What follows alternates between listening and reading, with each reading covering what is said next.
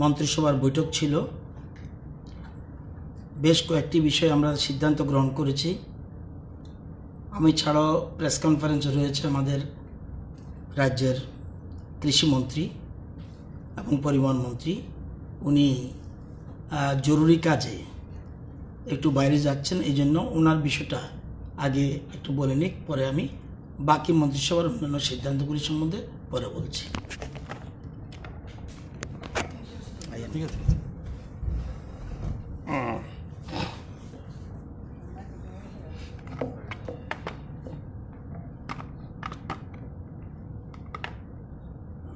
নমস্কার।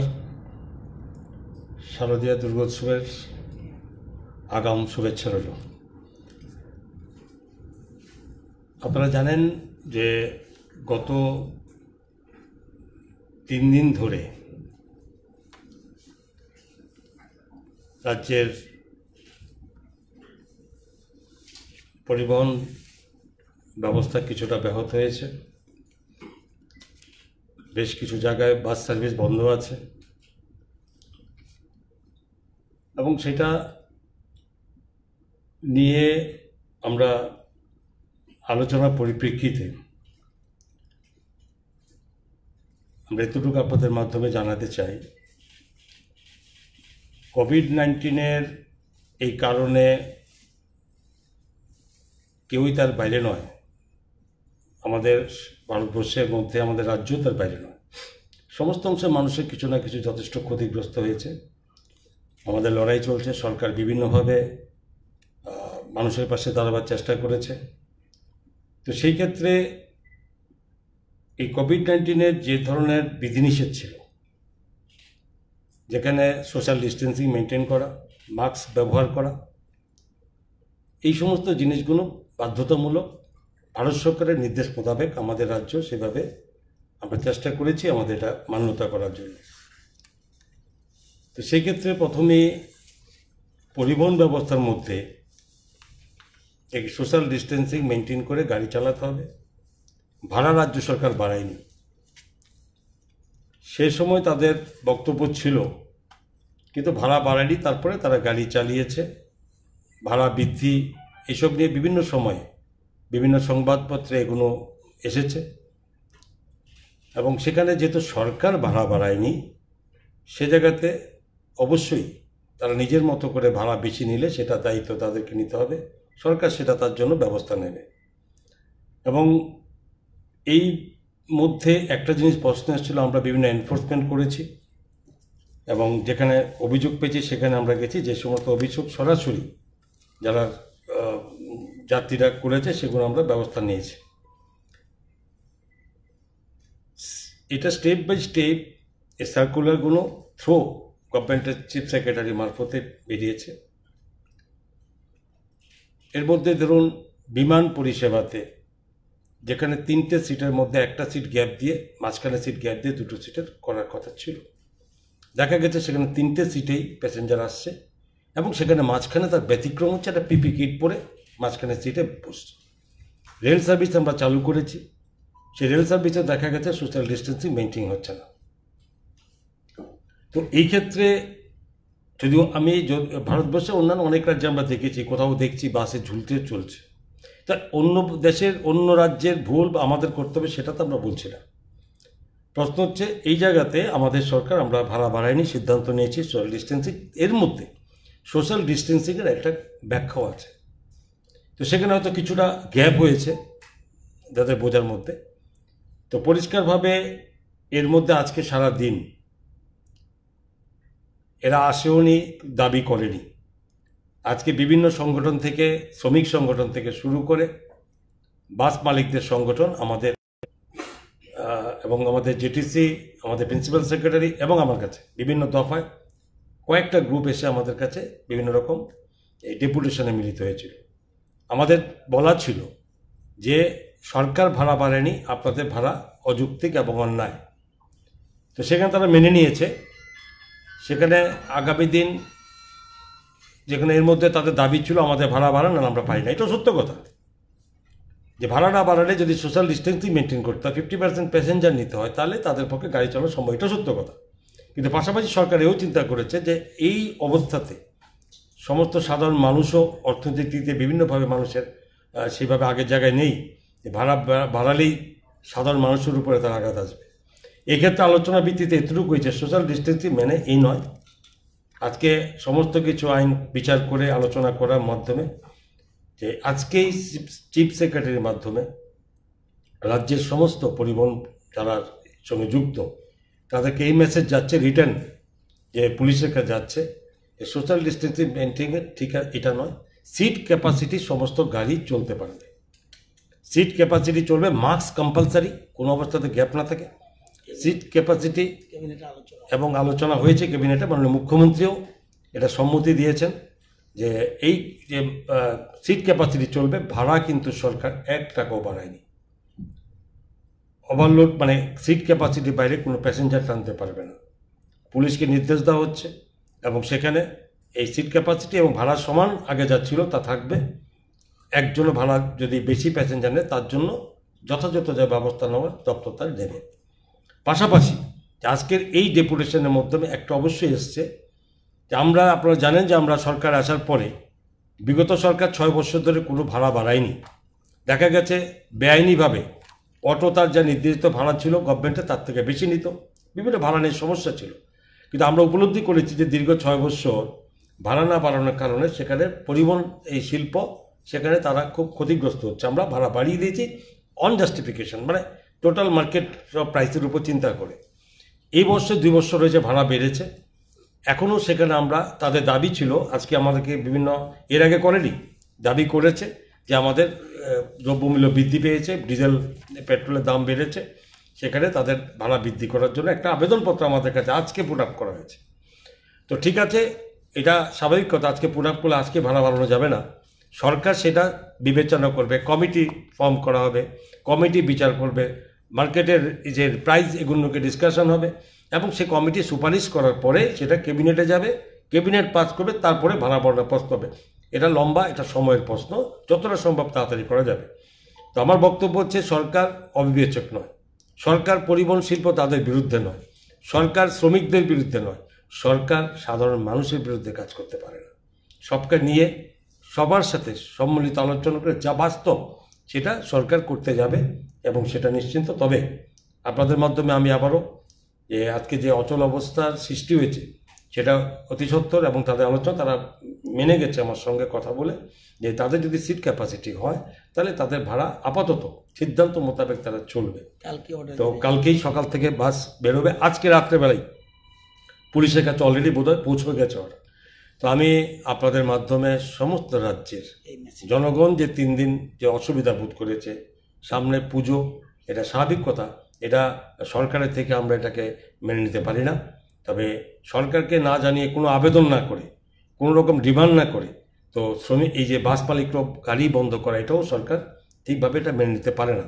তো যাই হোক, আমি সবার কাছে আবেদন করব এই সব 3 দিনের অসুবিধার জন্য, এবং সেখানে আমি বাস মালিকদের, গাড়ি মালিকদের আবেদন করছি আপনারা কালকের থেকে সকালে গাড়ি চালান এবং সিট ক্যাপাসিটি ভাড়া 1 পয়সা নিতে পারবেন না।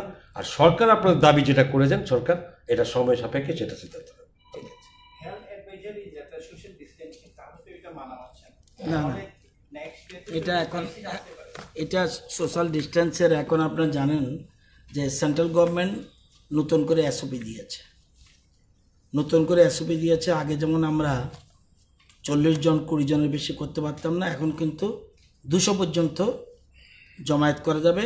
যেমন আমরা টাউন হলে মিটিং করেছি, আমাদের 150 জন শিক্ষক দিবসে উপস্থিত ছিল, তাহলে আমরা কি করলাম, বলছে যদি 200 জনও থাকতে পারবে সেক্ষেত্রে ডিস্টেন্সটা বজায় রাখতে হবে। তো আমরা যেন ছোট হলে আমরা করিনি, সেই জন্য বড় হলে করেছি ডিস্টেন্স মেনটেন করে। তো সোশ্যাল মিডিয়া এটা স্বাস্থ্য দপ্তর সবার সাথে আলোচনা করেই আজকেই মন্ত্রিসভাতে ডিটেলস আলোচনা হয়েছে, চিফ সেক্রেটারি রাতের মধ্যেই অর্ডার ইস্যু করছে।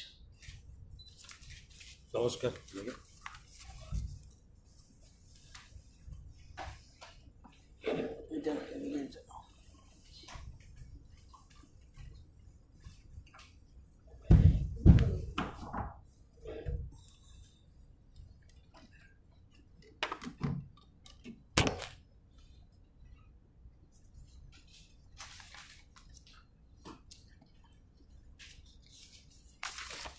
আজকে মন্ত্রিসভার বেশ কিছু গুরুত্বপূর্ণ সিদ্ধান্ত গ্রহণ করা হয়েছে। এর মধ্যে তিনটা আমি বলবো। 1 নম্বর, স্বরাষ্ট্র দপ্তর 500 constable post, direct recruitment quota, proposal for filling up of 500 number of vacant posts of constable by direct recruitment quota, group C entry, group C পোস্টে তাদের জন্য সরাসরি মন্ত্রিসভা আজকে অনুমোদন দিয়েছে। এর মধ্যেই লোক নিয়োগ করার জন্য আজকে ক্যাবিনেট সম্মতি দিয়েছে।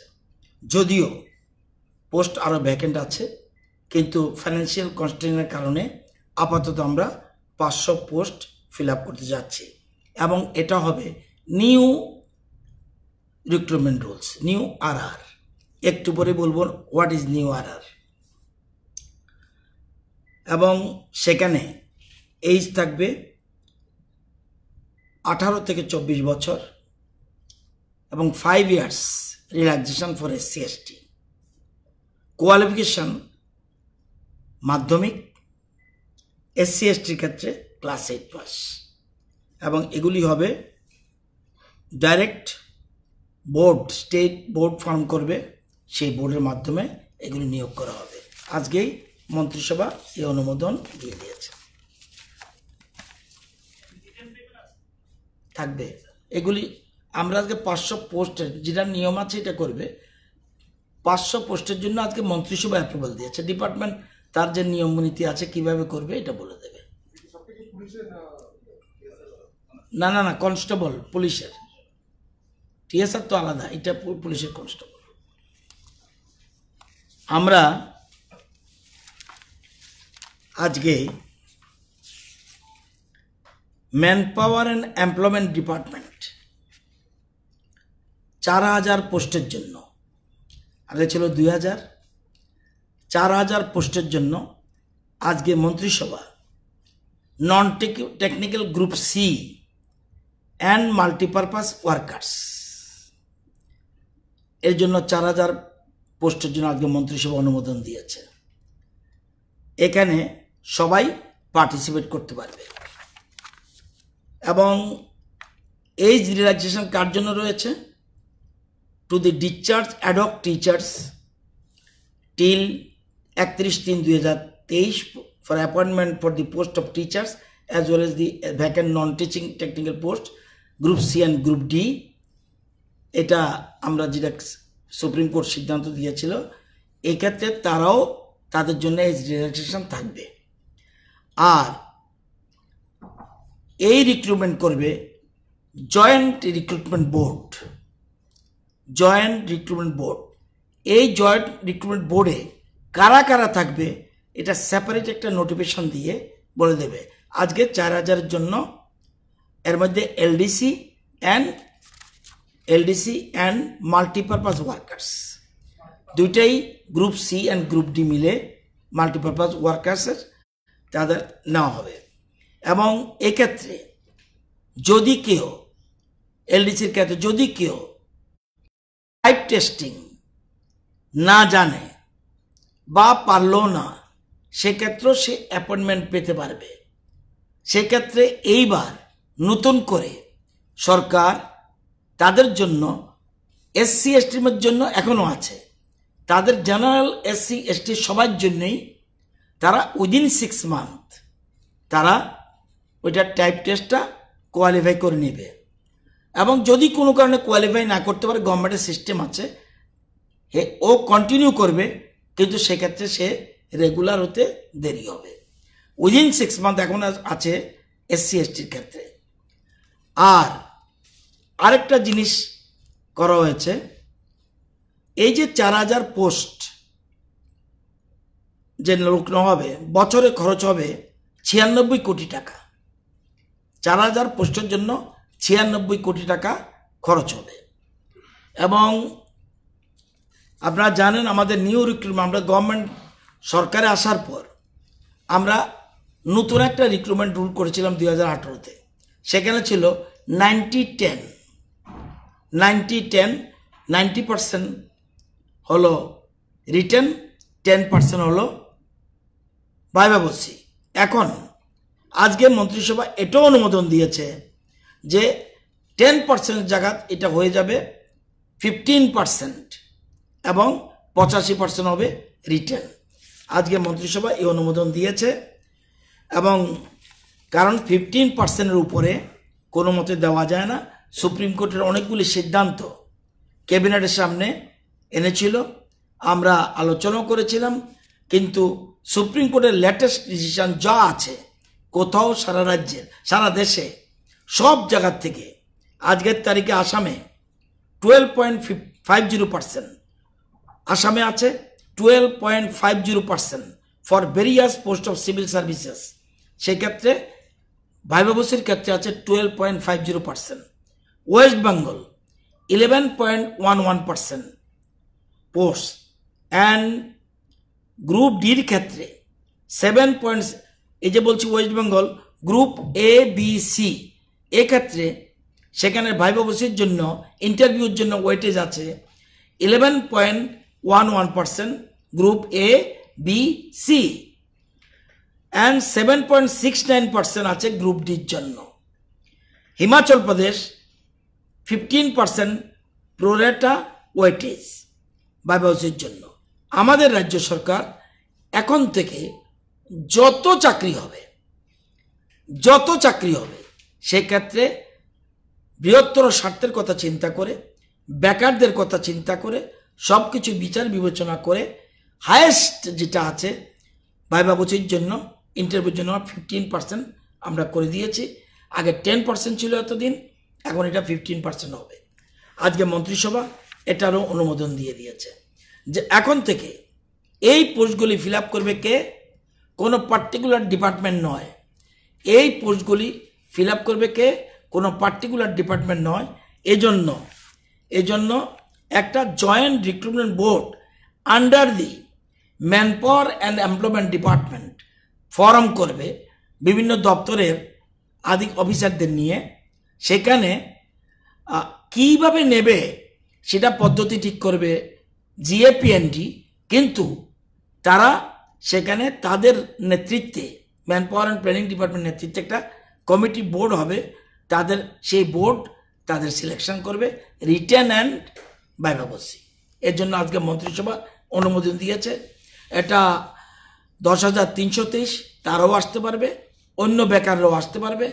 ও সব কিছু বিচার করেই আমরা প্রাথমিক পর্যায়ে আমরা এবছর 4,000 মানে সব সময়ের জন্য না, এই বছরের জন্য আমরা 4,000 পোস্টের জন্য আসবার অনুমোদন আমাদের মন্ত্রিসভা দিয়েছে। যদি দেখা যায় আরও পোস্টের দরকার আছে, সেক্ষেত্রে আবার যখন তেমন সুবিধা করে মন্ত্রিসভা অনুমোদন দেবে। এটা সুপ্রিম কোর্ট ডিসিশন। আবার বলছি, অন্য বেকারদের জন্য 1 বছর রিল্যাক্সেশন আছে ডিউ টু করোনা। আপনারা জানেন মন্ত্রিসভা সিদ্ধান্ত দিয়েছিল করোনার জন্য সমস্ত বেকাররাই, যেহেতু 1 বছর আমাদের অনেকগুলি পোস্ট ফিল আপ করা সম্ভব হয়নি, সেই জন্য তাদের কথা বিচার করে আমরা 1 ইয়ার্স রিল্যাক্সেশন দিয়ে দিয়েছি। তাদের ক্ষেত্রেও 1 ইয়ার, আর ওদের জন্য আপ টু 31/3/2023 পর্যন্ত এজ রিল্যাক্সেশন থাকবে। টিচারের ক্ষেত্রে আমরা এই ক্ষেত্রেও তাদের জন্য এজ রিল্যাক্সেশন রাখছি।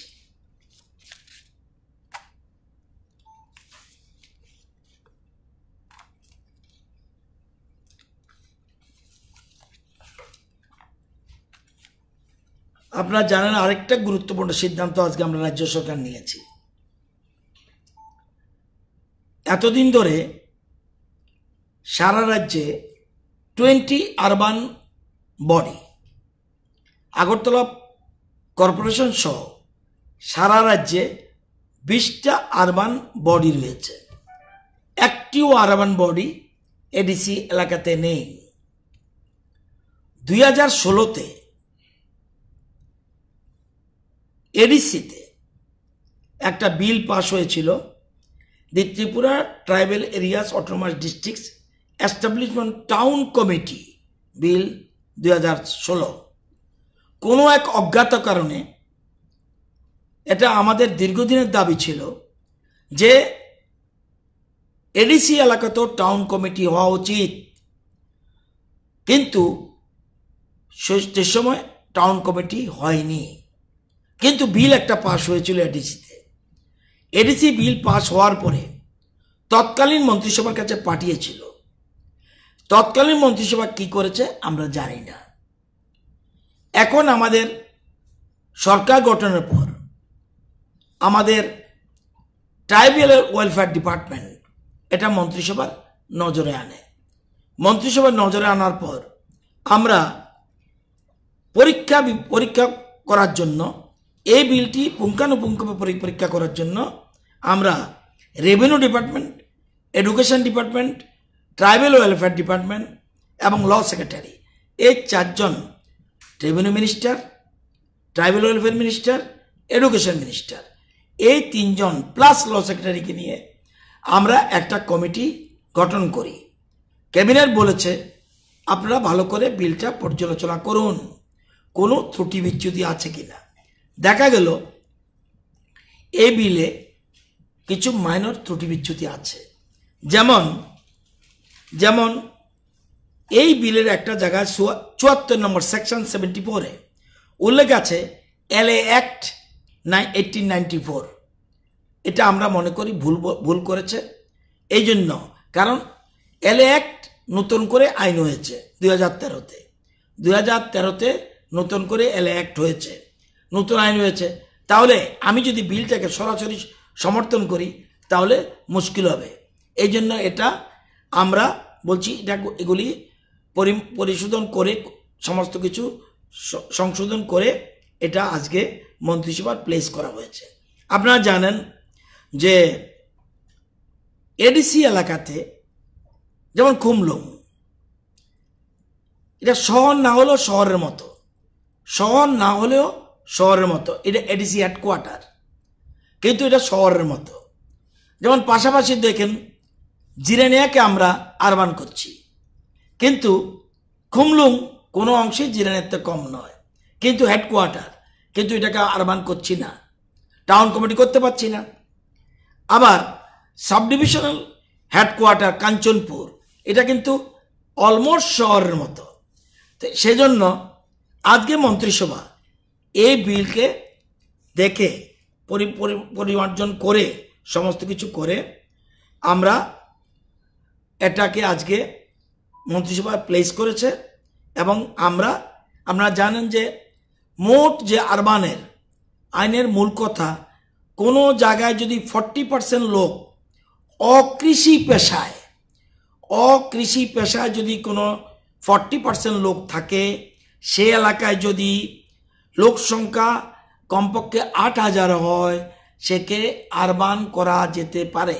দেখা গেল কাঞ্চনপুর প্রপারে এবং খুমলুং প্রপারে অকৃষি পেশার সাথে লোক বেশি, অথচ তাদের সেখানে better civic life, administrative street light বা better road, solid waste management, drainage বা অন্যান্য গার্ডেন, এগুলির ব্যবস্থা নেই। সেজন্য আমরা আজকে এডিসি এলাকায় টাউন কমিটি করার জন্য আজকে অনুমোদন আমরা মন্ত্রিসভা দিয়েছি, এবং এটা এখন যাবে গভর্নরের কাছে।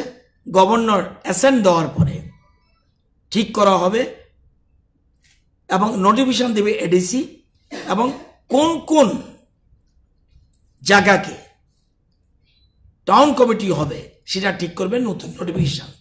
আপাত দৃষ্টিতে দেখা যায় খুমলুংয়ে 8,000 বেশি লোক রয়েছে এবং কাঞ্চনপুরেও 8,000 বেশি লোক রয়েছে।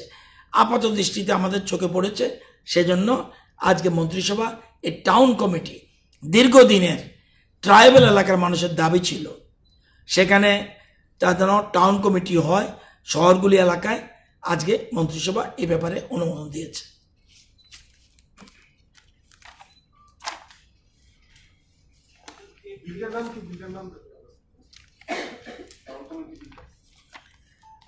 দি Tripura tribal areas autonomous district ব্র্যাকেটে establishment of town committee bracket close bill 2016 TTADC bill 1/16 approval দেয়ারও। ক্যাবিনেট এডিসি বিল করলেও সেটাকে আইনে পরিণত করতে হলে গভর্নরের অনুমতি দেয়। গভর্নর মানেই ক্যাবিনেটে আসতে হবে, গভর্নর মানেই গভর্নরের কাছে ডাইরেক্ট পাঠানোর কোনো বিধান নেই। গভর্নর মানেই কোনো গভর্নর কোনো সিদ্ধান্ত নেবে থ্রু ক্যাবিনেট। ক্যাবিনেট আজকে অ্যাপ্রুভাল দিয়ে দিয়েছে, গভর্নর এখন অ্যাসেন্ট দেবে, দিলে সেটা এডিসি নোটিফিকেশন দেবে। না, লাগবে না, গভর্নর অ্যাসেন্ট দিলে আর কোনো বিধান বিচার কোনো ব্যাপার নেই। আজকে ত্রিপুরা জয়েন্ট এন্ট্রান্স এক্সামিনেশনের রেজাল্ট আউট হয়েছে। টোটাল অ্যাপ্লিকেশন ছিল 3869, জেনারেল এসটি এসসি মিলে। পরীক্ষা দিতে এসছে পিসিএম গ্রুপ 1245, পিসিবি গ্রুপ 2383। আজকে টোটাল মেরিট লিস্ট বেরিয়েছে। পিসিএম গ্রুপে ফার্স্ট হয়েছে শুভ্রজিৎ সাহা, সেকেন্ড হয়েছে সুভাষিস বিশ্বাস, থার্ড হয়েছে অর্কদীপ সেন। পিসিএম মানে ইঞ্জিনিয়ারিং গ্রুপ। পিসিবি গ্রুপে প্রথম হয়েছে সুভাষিস বিশ্বাস, তার মানে সেম, সে পিসিএমেও নাম্বার 2, আবার পিসিবিতে নাম্বার 1। সেকেন্ড পিসিবিতে আকাশ দেবনাথ, থার্ড স্বর্ণালী মজুমদার। আজকে রেজাল্ট আউট হয়েছে।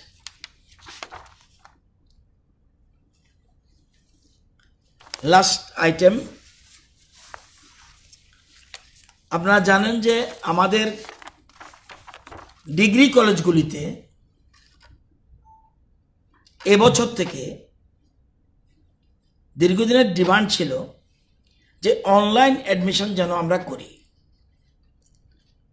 আমরা এবছর থেকে অনলাইন অ্যাডমিশন স্টার্ট করেছি। টোটাল আমাদের কলেজগুলিতে সিট আছে 54,075 বিভিন্ন বিষয়ে, টোটাল 54,075।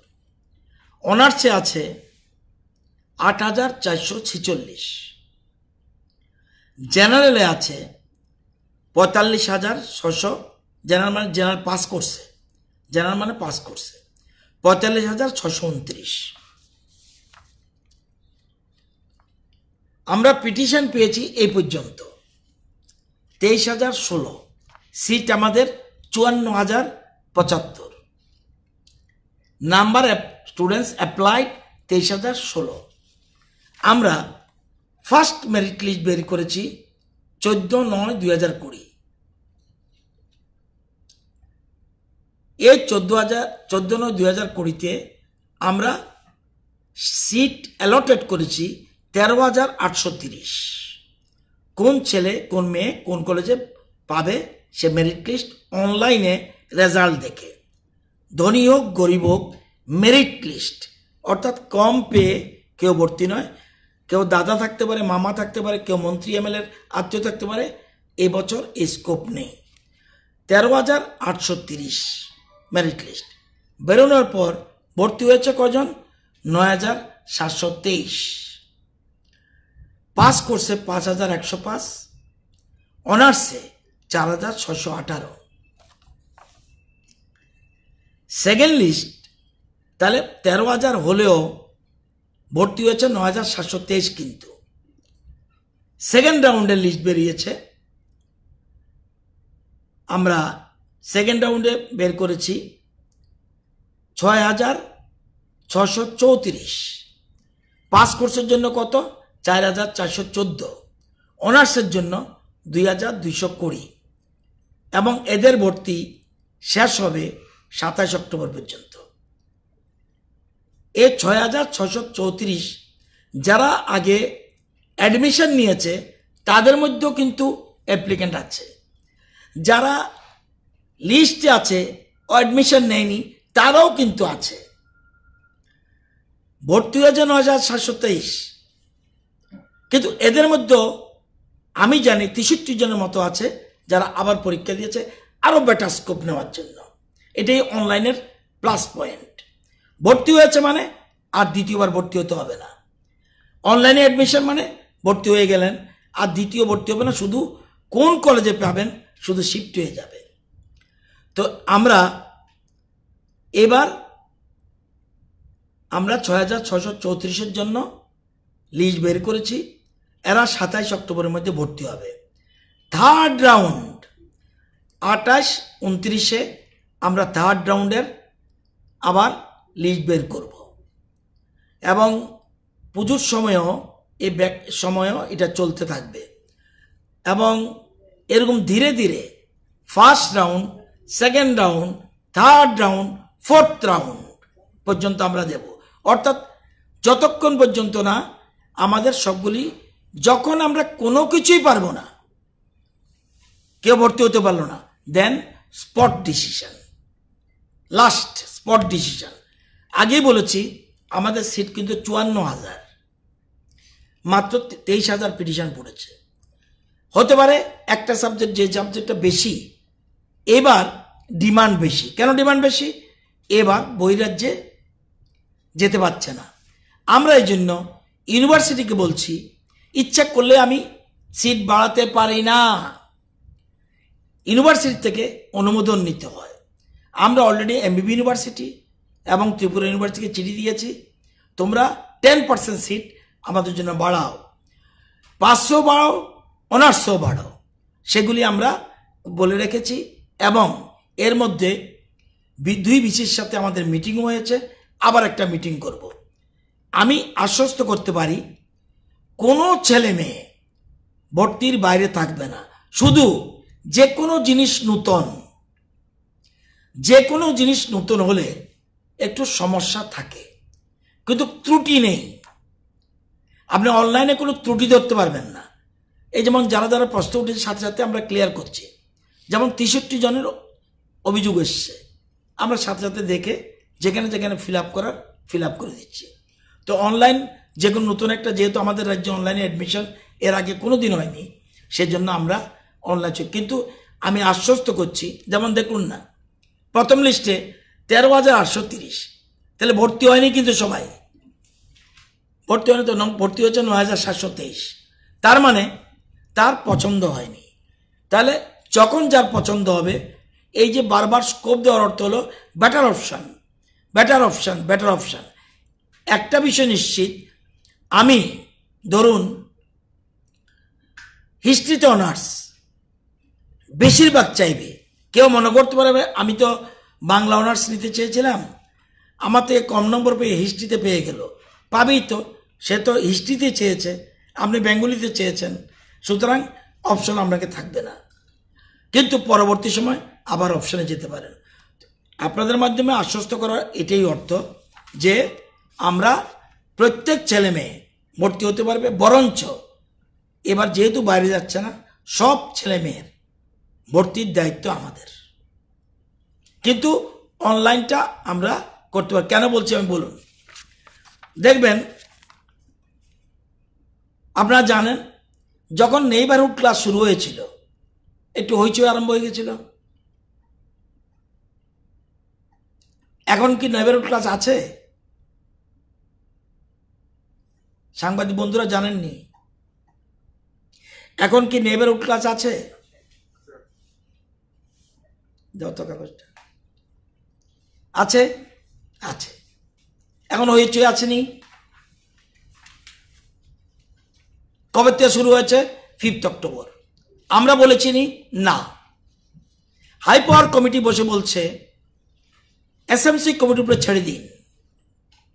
যে এসএমসি কমিটি, কারণ এই প্রশ্ন উঠেছে কেন হাই পাওয়ার কমিটিতে, এডিসির প্রতিনিধি বলছে আমাদের 25টা ইন্সপেক্টরেট স্কুল আছে, আমাদের সবাই ডিমান্ড আমরা এডিসিতে নেইবারহুড ক্লাস করতে চাই। কেন করতে চাই? তাদের এখানে স্মার্টফোনের সমস্যা রয়েছে, তারা সেখানে সবাই দাবি করেছে। আমরা এসে হাই পাওয়ার কমিটি সেখানে বসে বলে দিয়েছি, এসএমসি কমিটি যদি মনে করে লোকাল সিচুয়েশন বুঝে জনপ্রতিনিধির সাথে কথা বলে তোমরা ডিসিশন নাও, তোমরা করবে কি করবে না, বাট সেক্ষেত্রেও গার্জিয়ানের রিটেন কনসেন্ট থাকতে হবে। আমরা রিটেন কনসেন্ট দিয়ে আজকের তারিখে নেবারহুড ক্লাস, যেমন আজকে 20 তারিখ, আজকে কতজন স্টুডেন্ট অ্যাপিয়ার হয়েছে? 18,876। সারা রাজ্যে 8,876টি ছেলে মেয়ে নেবারহুড ক্লাসে এসছে, বেশিরভাগ এডিসি এলাকায়, এবং এটা হলো 3 to 8। তো নতুন যখন আরম্ভ হবে তখন একটু হইচই থাকে, কিন্তু সমস্যা নেই, সবাই ভর্তি হতে পারবে, এটা আমি আশ্বস্ত করতে পারি। একজনও ছেলে মেয়ে ভর্তির বাইরে থাকবে না, কারণ আমাদের সিট খালি থাকবে। এটা হতে পারে তার পছন্দ মতো সিট হতে না পারে, কিন্তু এটা তো আমার কিচ্ছু করার নেই, সিট আমার লিমিটেড, এই রাজ্যের ছেলেমেয়েরাই ভর্তি হচ্ছে।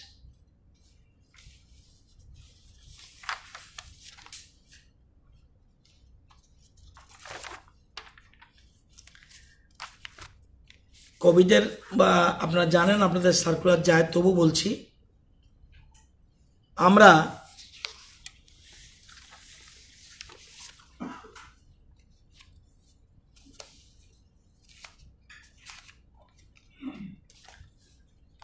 টোটাল রিকভারি রেট আজকের তারিখে খুবই ভালো, 90.98%,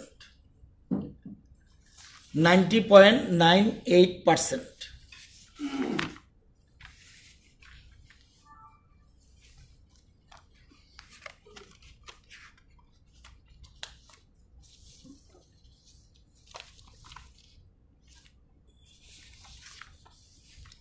আপনারা জানেন যে অল ইন্ডিয়া যে রেট রিকভারি 88.23%, আমরা কত? 90.98%। Test per million all India গড় 68,901, আমাদের কত? 1,09,033।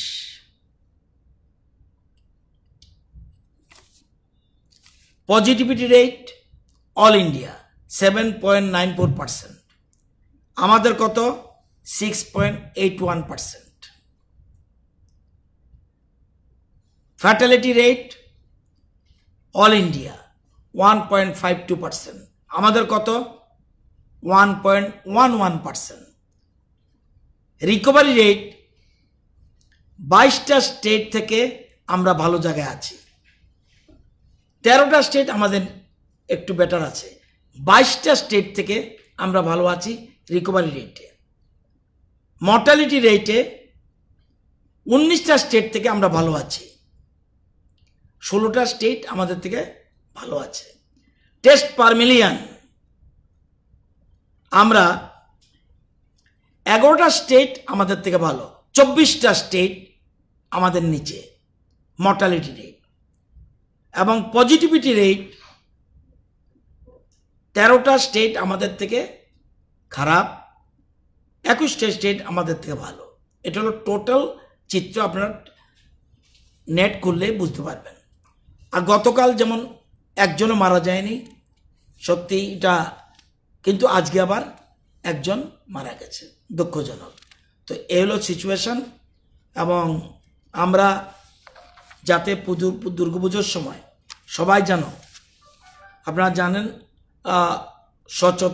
সচেতন যেন থাকে, ফিজিক্যাল ডিস্টেন্স মেনটেন করে যেন থাকে, সেদিকে আমরা সবার প্রতি আহ্বান রাখব। নিজে বাঁচুন, অপরকে বাঁচতে সুযোগ দিন। এবং যতটুকু খবর যে দেশে ধীরে ধীরে, সারা দেশেই ধীরে ধীরে একটু কমছে, আমাদের রেট, আমাদের স্টেট একটু বেটার পজিশন, কিন্তু এতে আমরা আনন্দিত হওয়ার কোনো কারণ নেই। সামনে দুর্গাপুজো, সবাই সতর্ক থাকতে হবে, সচেতন থাকতে হবে, নিজেকে নিজের ব্যবস্থা নিজেই করতে হবে, যেহেতু এখন পর্যন্ত কোনো মেডিসিন বের হয়নি। দুর্গাপূজা হবে, দুর্গাপূজা করছে, কালকে আমি একটা চিঠিতে দেখেছি Calcutta high court no entry in the Durga pandal. সেখানে এক ভদ্রলোক সাম কি টাইটেল আমি জানি না, উনি প্রেয়ার করেছেন, হাইকোর্ট নো এন্ট্রি করে দিয়েছে উইদিন দি কমপ্লেক্স, একটু দূরে ডিস্টেন্সে যেন তারা থাকে সেজন্য বলেছে। আমাদের এখানে এখনো কোনো এই ধরনের নেই, তবে ফিজিক্যাল ডিস্টেন্স মানার জন্য প্রথম থেকে আমরা করেছি। তবে আগেও আমরা বলেছি বড় বড় প্যান্ডেল যাতে না হয়, এবার সত্যিই বড় বড় প্যান্ডেল হয়নি, এটা একটা ভালো সাইড। এখন বাকি দিনগুলি স্বাস্থ্যবিধি মেনে যেন আমরা চলি, এটা আমরা লক্ষ্য রাখতে হবে, এতটুকুই।